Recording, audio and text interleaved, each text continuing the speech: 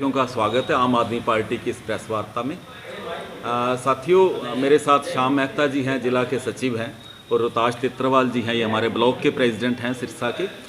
हम आपके साथ अगले चंद मिनटों में कुछ बेरोजगारी का जो मुद्दा है हरियाणा में, उस पर बातचीत साझी करेंगे।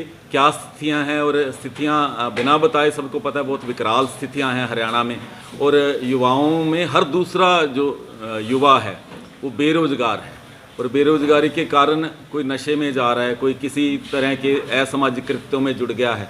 तो उस सब को देखते हुए आम आदमी पार्टी ने इस मुद्दे को बहुत गंभीरता के साथ उठाने के लिए एक शुरुआत की है। वो शुरुआत क्या है, कैसे, उसके बारे में हमारे श्याम मेहता जी आपके साथ चर्चा करेंगे। यहाँ पहुँचने पर मैं हार्दिक दिल से धन्यवाद करता हूँ।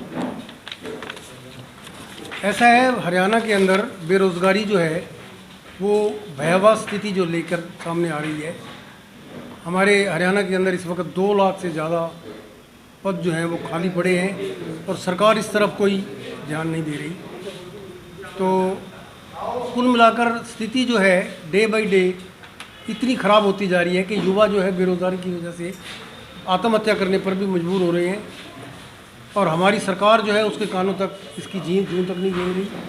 अभी चंद रोज़ पहले हरियाणा सरकार ने एक अनाउंस किया था कि 10,000 के करीब युवा जो हैं वो हम इजराइल मजदूर बनाकर भेजने जा रहे हैं।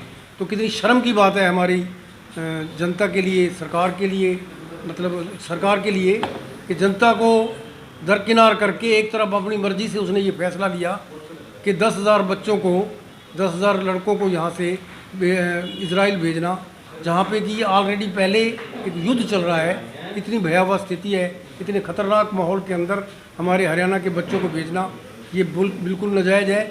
और इस सरकार के इस फैसले के ख़िलाफ़ आम आदमी पार्टी ने एक मुहिम शुरू करने जा रही है, जिसका कि कल हमारे आदरणीय सुशील गुप्ता जी अध्यक्ष जो हैं आम आदमी पार्टी हरियाणा के, वो सीएम आवास का घेराव करने जा रहे हैं। और इसलिए उसके एवज में ये जो है ये आज पीसी यहाँ भी रखी गई है। यहाँ के सभी आम आदमी पार्टी के कार्यकर्ता काफ़ी जोश के साथ कल करनाल यहाँ से प्रस्थान करेंगे, और वहाँ कूच करके वहाँ पे जो है सीएम आवास का घेराव करेंगे। और इसके अलावा जो विस्तार से अलग अलग जैसे जैसे बेरोज़गारी के जितने पद खाली पड़े हैं वो आपको हमारे जिला के मीडिया के जो प्रभारी हैं सचदेवा जी आपको बताएंगे। मुलाकात होती होगी ऐसे बेरोजगारों के साथ, और स्थितियां इतनी खराब हुई हैं पिछले 9-10 सालों में। बातें बहुत बड़ी बड़ी की गई हैं, दावे बहुत बड़े बड़े हैं कि हमने ये कर दिया, फलां कर दिया, लेकिन जो इन्होंने बातें कही थी, ख़ास तौर पर 75% आपको याद होगा जब 2019 में सरकार बनी थी कि 75% युवाओं को आरक्षण दिया जाएगा प्राइवेट नौकरियों में। वो ढकोसला निकला, वो कोई बात थी नहीं, सिर्फ हवाई बातें करके सरकार ने अपनी जिम्मेवारी जैसे पूरी कर ली। इनका काम है प्रोपोगंडा करना। प्रोपोगंडा ये खूब कर लेते हैं क्योंकि इनके पास अब मिशनरी है, पूरी सरकार है, सब कुछ है, और उसका वो दुरुपयोग करते हैं बुरी तरह से। बार हरियाणा में पेपर लीक हो चुके हैं। पहले तो कोई वैकेंसी नहीं निकालते हैं, वैकेंसी अगर निकलती है पेपर हो जाता है, पेपर लीक हो जाता है, उसके बाद उसको रद्द कर दिया जाता है। लगातार ये खेला खेला जा रहा है लोगों के साथ पिछले 9 सालों से लगातार। और रोजगार के नाम पर अगर ये कहा जा रहा है कौशल रोजगार योजना जो है उसमें, और 18,000 रुपये में क्या होता है। अब आप देखिए हमारे पड़ोस में पंजाब राज्य है जहां आम आदमी पार्टी के आम लोगों की खुद की सरकार बन गई। वहां पर पिछले 1.25 साल में 42,000 नौकरियां दे दी गई। वहां दे दी हैं तो यहाँ क्यों नहीं दे सकते हैं।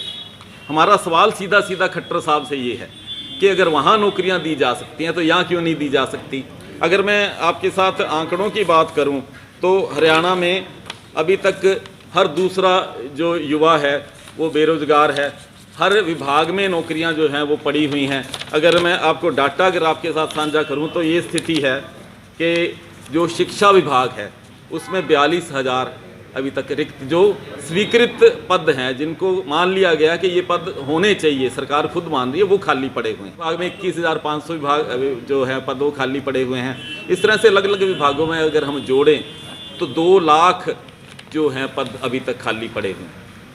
25 लाख बेरोजगारों का आंकड़ा बड़ी देर से हमारे हरियाणा में बताया जा रहा है। इसका मतलब हुआ कि लगभग हर दूसरा जो युवा है बेरोजगार है। लेकिन सरकार कर क्या रही है और हालात हैं, और उस हालात में वहाँ पर जीना मुश्किल है, मौत सामने खड़ी है। लेकिन हमारे खट्टर साहब हैं, इनको पता नहीं क्या सूझा है कि वो इजराइल भेज रहे हैं, कभी वो चांद पर भेजने की बातें करने लग जाते हैं। एक महिला ने, आपको याद होगा, कहा था कि कोई काम दे दो, तो उन्होंने कहा कि वो चंद्रयान जाएगा, आपको चांद पे भेज देंगे।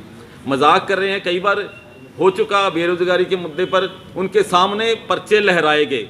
2 युवाओं ने, आपको पिछले दिनों याद होगा कि के हजारों कार्यकर्ता अपने खट्टर साहब का जो है आवास को घेरेंगे, और वहाँ पर हमारे जो प्रदेशाध्यक्ष हैं सुशील गुप्ता जी और वाइस प्रेसिडेंट हैं जो हमारे अनुराग ढांडा जी, उनके नेतृत्व में ये प्रदर्शन होगा। और खट्टर साहब को घेर कर ये कहा जाएगा कि आप जल्दी से ये व्यवस्था कीजिए, नहीं तो लोग, हमारे जो युवा हैं, वो सड़कों पर आ जाएंगे।